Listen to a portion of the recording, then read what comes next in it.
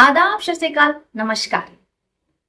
आशा करती हूँ कि दोस्तों आप स्वस्थ होंगे, मस्त होंगे और अपना ध्यान रख रहे होंगे। ऐसे ही आप लोग अपना ध्यान रखते रहिए, स्वस्थ रहिए, क्योंकि मैं आप लोगों से बहुत प्यार करती हूँ, मेरे प्रिय सब्सक्राइबर, प्रिय दर्शक। जब आप मुझे अच्छे कमेंट करते हैं तो मुझे बहुत अच्छा लगता है, मुझे सहयोग मिलता है, बल मिलता है। आज की जो कहानी मैं आप लोगों के लिए लेकर के आई हूँ वो नीलिमा की है और उसके पापा की है। नीलिमा, जिसके पापा की उम्र 65 वर्ष रहती है, नाम दिवाकर रहता है। दिवाकर जिनकी दूसरी शादी हुई रहती है और उस दूसरी शादी से नीलिमा रहती है। नीलिमा की जो सगी मम्मी रहती हैं उनका डेथ हो जाता है 1 साल को।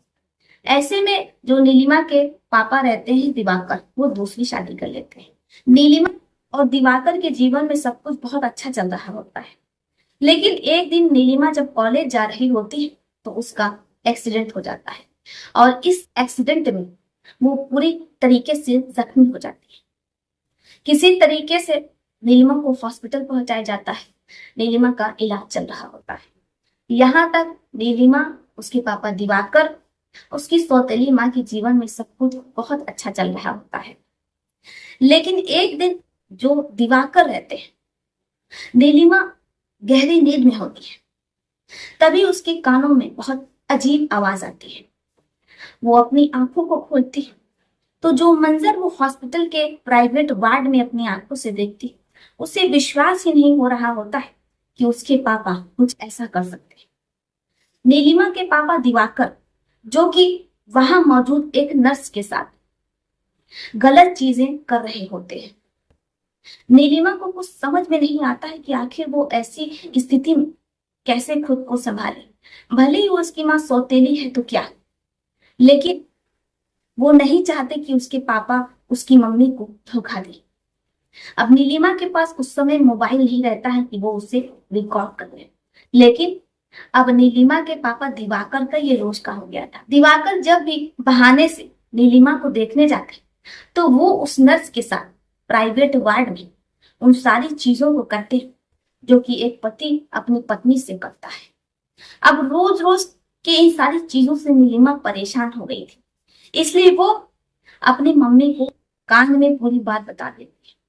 जैसे ही नीलिमा की सौतेली माँ ये सुनती है तो वो वहां पर छुप जाती है और जैसे ही दिवाकर आते हैं वो नर्स के साथ वो सारी चीजें करते हैं। नीलिमा की सौतेली मम्मी गुंजन, वो सीधे बेड से निकलती है और अपने पति और उस नर्स का वीडियो बना लेती है और उसी वीडियो के आधार पर वो अपने पति और उस नर्स को ही ब्लैकमेल करने लगती है कि अगर तुम लोग मुझे 5 लाख रुपया नहीं दोगे तो फिर मैं तुम्हारा वीडियो वायरल कर दूंगी। अब जैसे ही पति को अपनी पत्नी गुंजन की सच्चाई पता चलती है कि ये तो एक ब्लैकमेलर है, मैं तो इसे अपनी पत्नी समझ रहा था, तो उसके पैरों तले जमीन खिसक जाती है। नर्स भी घबराने लगती है। लेकिन जब ये पूरी बात नीलिमा को पता चलती है तो नीलिमा के तो होश ही उड़ जाते हैं। उसे नहीं पता था कि उसकी सौतेली माँ, जो कि ब्लैकमेलर है और उसने सिर्फ पैसों के लिए उसके पापा से शादी की है। दिवाकर, जो कि इतने मजबूर हो जाते हैं, वो अपनी पत्नी गुंजन को हर महीने पैसे देते रहते हैं।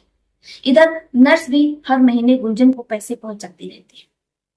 उन लोगों के मन में इतना भय बैठ जाता है। इधर गुंजन, जो दिवाकर को छोड़ देती है, उससे तलाक ले लेती है और अब वो लग्जीरियस लाइफ जी रही होती है। उसने ना जाने कितने बॉयफ्रेंड बना लिए।